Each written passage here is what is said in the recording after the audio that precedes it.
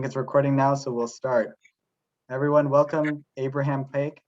He was a competitor under University School. In 2021, he was ranked second in USPF debate. He was a three-time Tournament of Champion Qualifier, a two-time Ohio State Tournament Finalist, and when I debated against him, he had strong analytical responses, and he could successfully adapt to both parent and experienced judges. For example, I'm forever sour that we went 3-1 at two tournaments because of two massive losses that we took. Abraham is now a student at Williams College, and he competes in American Parliamentary debate. So Abraham, as a first speaker, what do you believe were the critical strategies in public forum that you used during your summary speech? Well, before I get into answer the question, I just like the introduction was quite kind, but yeah. So while I am a year removed from public forum, I continue to coach and sort of stick around. I judge a couple weekends. So the main strategies that I used for public forum summaries really kind of depended on the round. So I guess when I was younger, like sophomore year, junior year, I would just do a lot of the same structure. I would always mainly do like my case arguments, then weighing, then their case arguments. But then as I got more used to first speaking, and also as summary got to be 3 minutes, because back in the day it used to only be 2 minutes.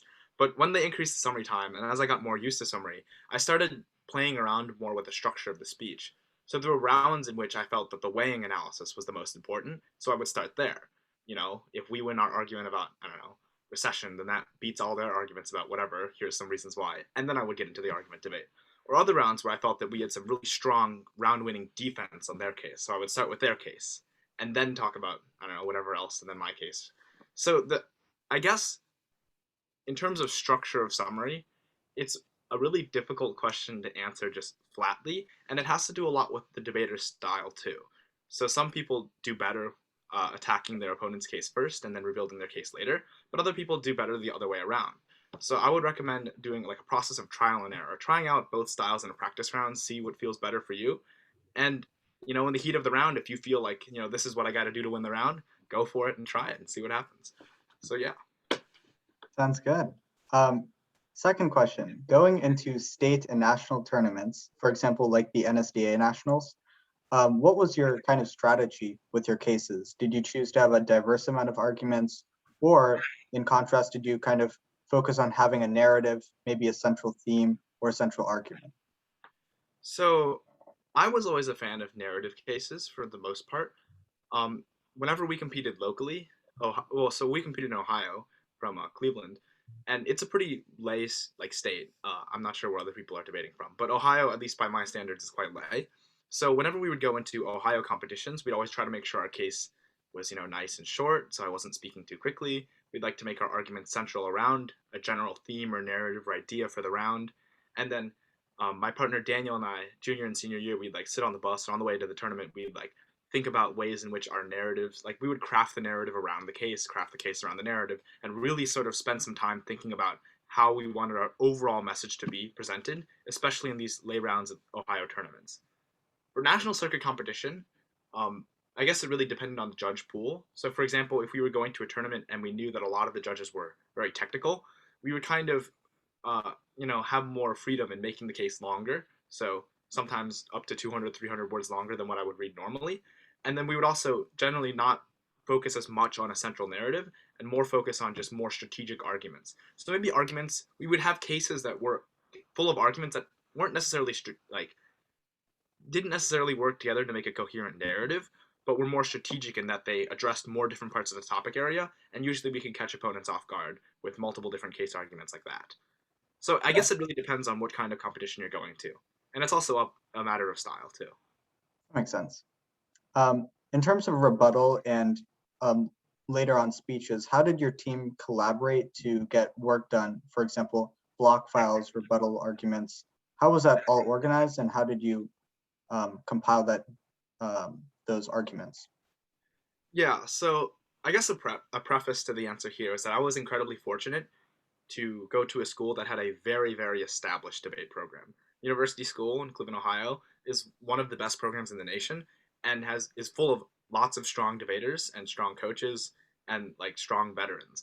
So that being said, we always had like a pretty good system of breaking up work. It would usually just be we would like brainstorm as many arguments as we could think of on the topic before the first tournament, and then write them all down on a whiteboard somewhere in the school, and then we would just kind of like assign each arguments to specific people. So generally this happened after people had already done maybe a little prep, like maybe after a week of doing prep, so people knew what general arguments were.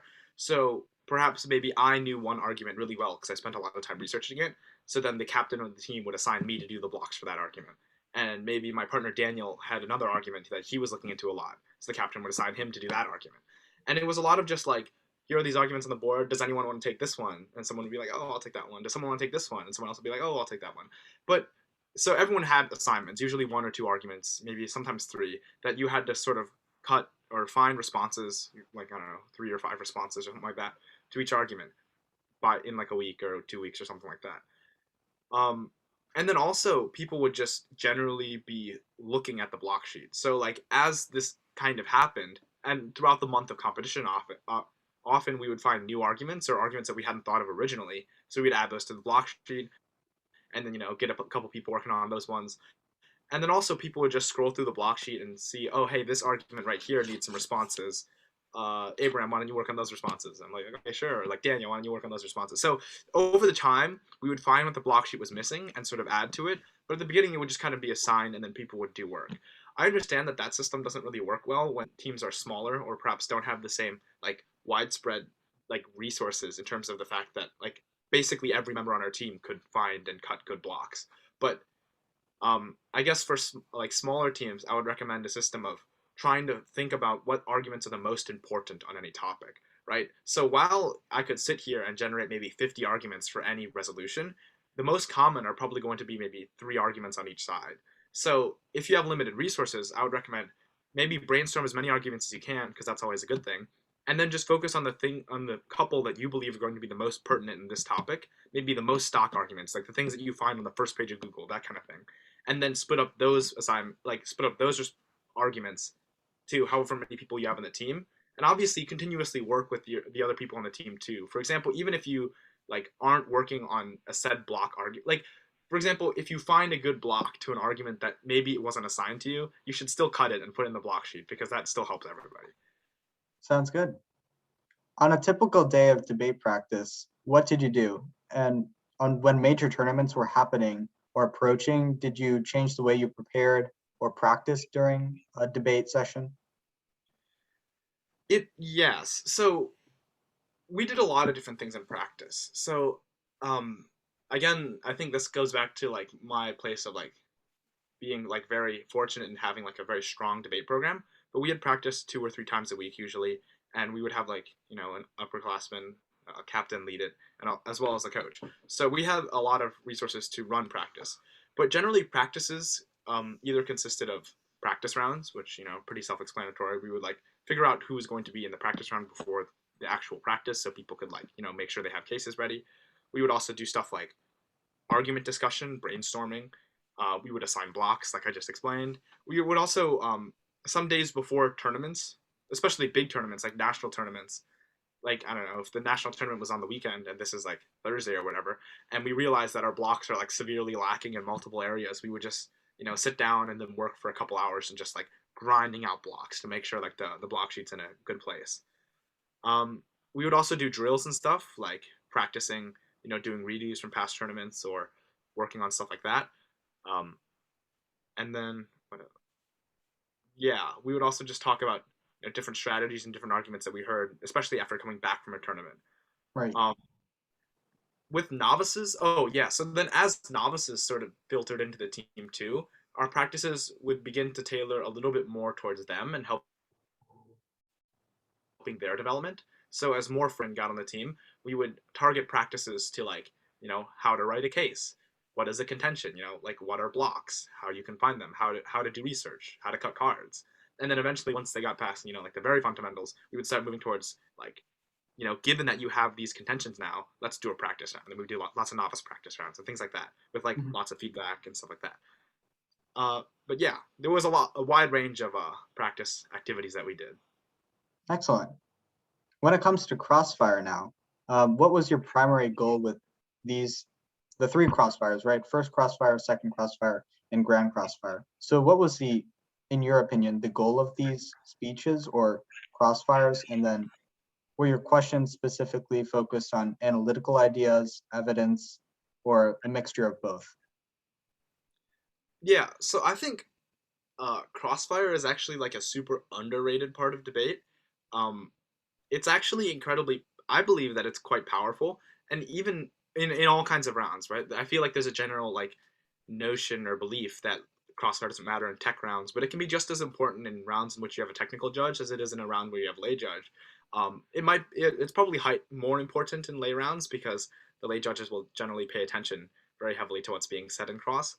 So the general strategies, that's kind of hard to define, but basically first cross, I would try to really focus in on errors or large thematic mistakes or even small little inconsistencies that I noticed within their case. It gets, yeah, I guess that's just like the easy answer there. So I would try to point out things that I noticed didn't really make sense, things that I wanted better explanation on, or things that I thought they were wrong about. So I would ask them to explain it again, and then I would be like, nah, that's just wrong. Here's why it's wrong, stuff like that. But it's generally focused on their case, and I generally wanted to like make their case seem less credible than it really was. Second cross, I never did many second crosses because I was mostly a first speaker, but I like in the rounds in which I did second speak, in which there were quite a few actually. My general strategy was to again do the same sort of thing, like point out flaws, point out inconsistencies, except now you have a lot more ground in the debate to like question about, right? So in second cross, you can question about their rebuttal in addition to their case. Generally, it doesn't work as effect. It's not as effective to point out like try to point out contradictions or inconsistencies in their case in second cross because the belief is generally that you should have done that in your rebuttal. So second cross can be used to address their responses on your case or to clarify something that you might have missed that they had said.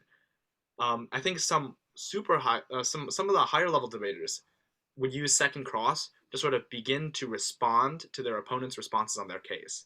So they would begin to advance the debate a little bit in crossfire, but obviously that's pretty limited in that crossfire isn't always the most productive thing. So generally, I would say second cross is generally to clear up issues, and also if you can, like sort of ask questions or probe into the weaknesses of their responses on your case. Sure.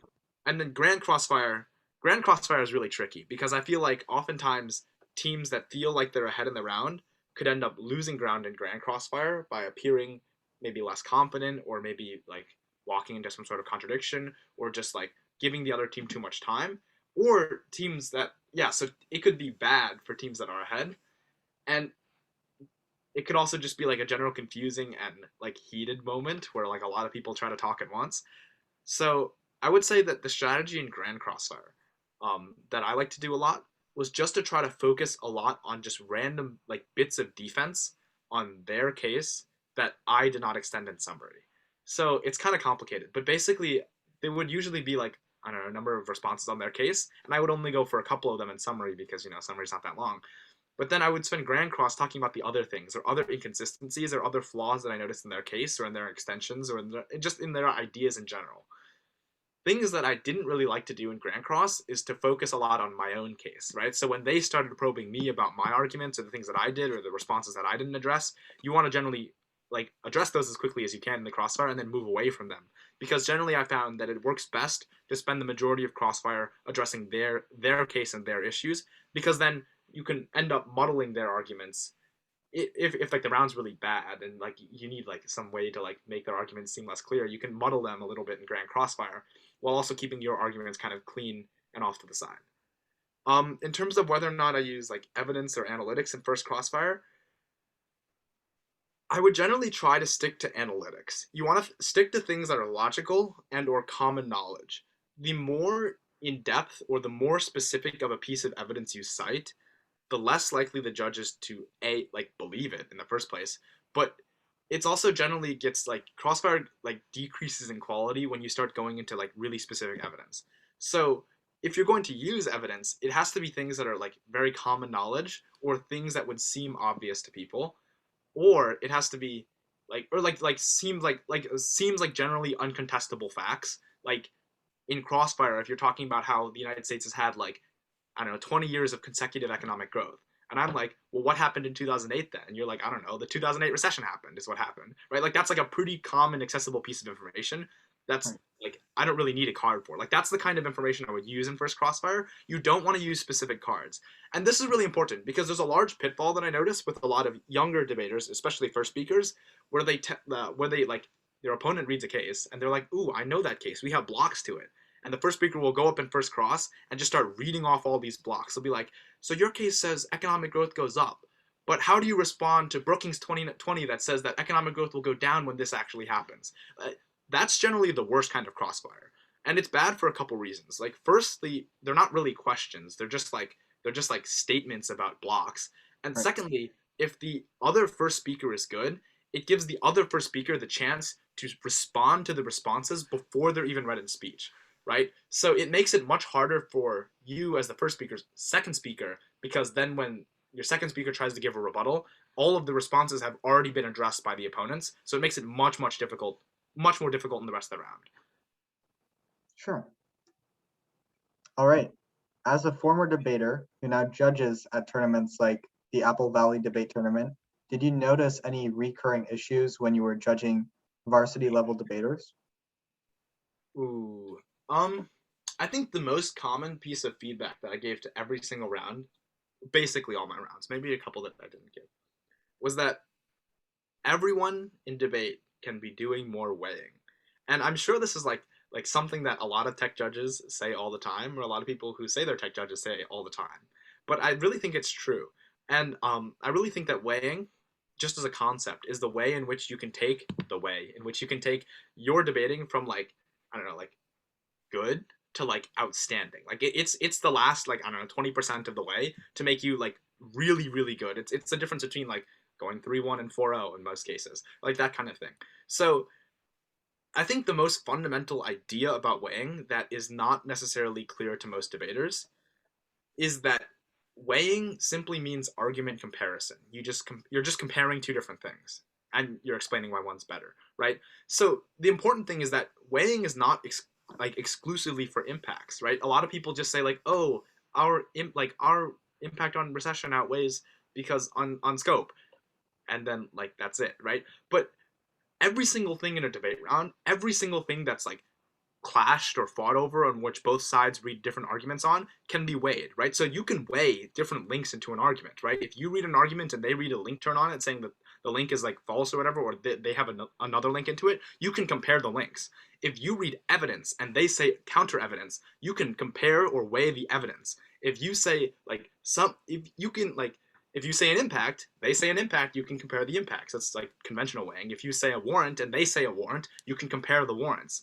And like even if you say weighing and they also say other weighing, you can compare the weighing, right? Every single thing in the debate round can be weighed and should be weighed against your opponents to make the round much clearer. Because what judges don't like is when one team says one thing, the other team says the other thing, and then they just repeat themselves over and over and over again, but there's no actual resolution. What weighing does is it answers the question that even if you believe what they're saying, it doesn't matter in the round. And that's the most important question. I feel like that makes rounds easier for like me to judge when people do that, because it's like the analysis that even if they're right about what they're saying because they continuously repeat it, it doesn't matter because our argument simply matters more, right? Like it impacts more people. And then so that's the first like pitfall on weighing, that everything can be weighed. And what this means in rounds is that when you read turns, for example, or like even pieces of defense, right? Like reasons why someone wouldn't do something, like counter warrants, for example. You should weigh those responses against their case, right? So you should like be like, here's a turn or whatever. Prefer this turn over their argument about economic. Prefer my turn about economic collapse over their argument about economic growth because the last time the economy collapsed, I don't know, this is the cause of it, right? Like you can come up with reasons as to why your arguments or your warrants or link chains are more credible, more important, and should be weighed more heavily in this round than theirs. That also applies for like responses and also pieces of evidence, right? Like, oh, you should prefer my piece of evidence because I don't know, it's like a study, and theirs is just some news article, or mine came out 2 years more recently than theirs did, right? Like you can compare everything, and it never hurts you to do more comparison around. And then the second pitfall on weighing is like this happens more with younger debaters, is the falling into the idea of just using these terms, these like buzzwords for weighing. And this happens a lot when people were like, oh, and then extend my argument or impact on recession, and that outweighs on scope, magnitude, and time frame, and thus I affirm, or something like that. Like, saying those words is not weighing, because Mhm. once again, weighing is just the comparison of arguments. And by just saying scope, magnitude, time frame, I'm not comparing anything. So the weighing needs to answer the question, why does my impact matter more? So you can just straight up answer, you can even say the question and answer it in a speech, and that would be more effective than like reading these random buzzwords that don't mean much to most judges, right? So I can say like, and then my like our impact on this argument, it's a recession. Why does a recession matter more? Simply because a recession impacts way more people. Our IMF evidence says that 900 million people will be pushed into poverty, or something like that, right? Like you explain the concept, and that's more effective than just using the term. So in any case, like in any round in which there are terms that you could say like time frame, scope, magnitude, or whatever, it's almost always more effective. This is how like a former debater, Walt Whitman debater like 4 years, 6 years ago said, explained to me. He was like, you don't need the terms. You can just explain the reason why your argument's more important. So instead of saying scope, you can say our impact affects more people. Instead of saying magnitude, you can say our impact hurts the poorest of the poor or the people that need the most help. Instead of saying time frame, you can say our impact happens immediately, whereas theirs happens 5 years down the line, where we could take other steps to prevent that like problem from happening, right? Or our argument, instead of saying like we pre-rec them or we link in, you can be like our argument acts as a precondition to their case, because if our case happens, then their case necessarily doesn't, right? So if you explain the entire term and use a sentence to explain why your argument outweighs, it's like 99 point like well just 100% of the time it's just better than just saying these terms. And the other like last tiny misconception is that you don't need a whole bunch of different weighing mechanisms. You only technically need one piece of weighing to show why your argument matters more, right? So I feel like a lot of people get into this trap where they're like, oh, I need to outweigh on literally everything possible. So I'll say probability, I'll say scope, I'll say magnitude, I'll say time frame, but they'll never explain any of them. It's almost always better to just go for one. Our argument impacts way more people in that it's a global recession versus, I don't know, like a tiny little whatever in the United States, right? Like even if you don't get to say magnitude, time frame, probability as a result of you just focusing on that one piece of weighing, it's almost always stronger to explain the weighing fully than to try to speed through it and get to some other weighing that doesn't make any sense. Yeah, that makes sense. And I Okay, think, that was a very long tangent, but I think it's pretty important for most debaters to understand. yeah, I completely agree. And I think not only do tech judges agree with that, but also more lay judges and parent judges. All right, final question. In what ways do your skills in public forum debate translate into skills that help you succeed as a current American parliamentary debater at Williams?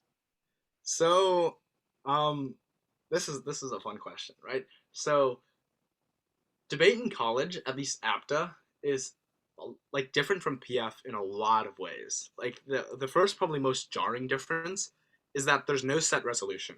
So before every round, so it's kind of like LD in that it's side locked. So like before the round, you know whether you'll be like what they call gov or op, which is Mhm. basically just pro or con. And so, but every single round, the gov side or the pro side brings the case to the round. So they tell you what the case will be, what the resolution is, and then there's a period of 15 minutes where you get to ask questions about it. Maybe you don't know that much about that subject area, so you have 15 minutes to ask questions, and then the round begins.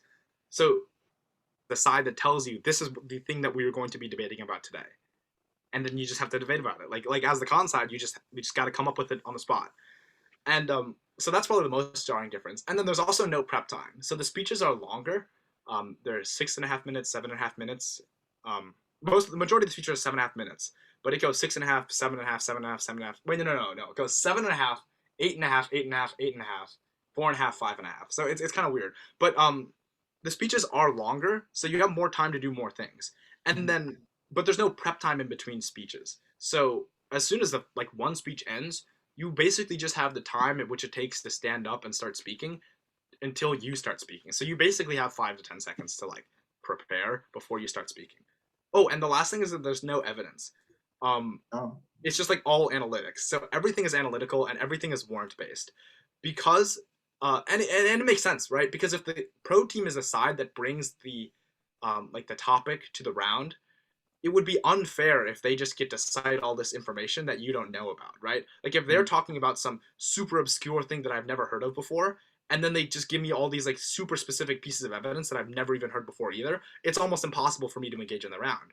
So the way they check back on that is what's called like spec knowledge. Like you're not allowed, when you're on pro, you're not allowed to give knowledge that wouldn't be available to the everyday person who reads the New York Times.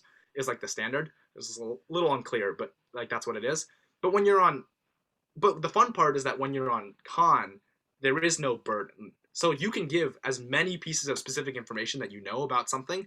So if they read a topic area that happens to be something that you know a lot about, you can just go to town on them. And I've done this a couple times, but it's like the best feeling when they bust out something that they think is not going to be known very well by you. Like there was the final round of the Brown tournament in the novice bracket. So the opponents ran a case on League of Legends, and I play far too much League of Legends, and I spend far too much time like keeping up with League and knowing about League. So they read this case on League of Legends, and I turned to my partner during the question time, and I'm like, this round is just like over for them. And then I just go up and then I just start like I just have so much prior knowledge about. I just had way more knowledge about it than they did, so I was just able to very easily defeat them, and it was a very exciting round, a very fun round. But I guess in terms of transferable skills, to get back to that, is I think one of the big things is my analytical thinking ability. I think that well, it's really critical in APTA to be able to think of arguments on your feet because when you're on op, you only have 15 minutes to prepare a case, like a 8.5 minute case that also responds to their case. So you really need to be like analytically in tune, and like thinking about arguments in ways that you can analytically respond to them. So I think PF helped me with that a lot because I did a lot of, especially towards junior senior year, I did a lot of those analytical rebuttal drills where basically someone reads a case, or maybe you go online and find like a round in which there's a case read, which is every round of public forum, and then you just prep a 4 minute rebuttal as if you were the second speaker, and it works even better when you don't know the topic, right? So if you find some super old case on, I don't know, Russian sanctions, right, like 2016 topics, right, like, and then you can prep a 4 minute rebuttal to their case. If you can do that and fill up your 4 minute rebuttal with like actual analytical responses, they might not be the best responses because obviously you don't have access to evidence. But if you can start thinking about arguments critically and how you can beat them fundamentally, then that means that you can develop this like ability to do that in against all cases, which is great in public forum when you don't have blocks to a specific case. But that's one of the biggest skills that I take to APTA and use in almost every APTA round, is the ability to think about arguments and also compare and weigh arguments, because that's super important in APTA. Because there's no evidence, it's all about weighing and comparing warrants and ideas. So everyone just reads different warrants, and then you have to explain why your warrants are better than their warrants, and why if you win your argument, it outweighs their argument, and it's all analytical. So it's kind of, maybe it involves more thinking than PF, but I don't know. It's also a lot of fun. So yeah. Nice. All right. Well, that wraps up the interview. Thank you for doing this. Oh, of course. It was a lot of fun.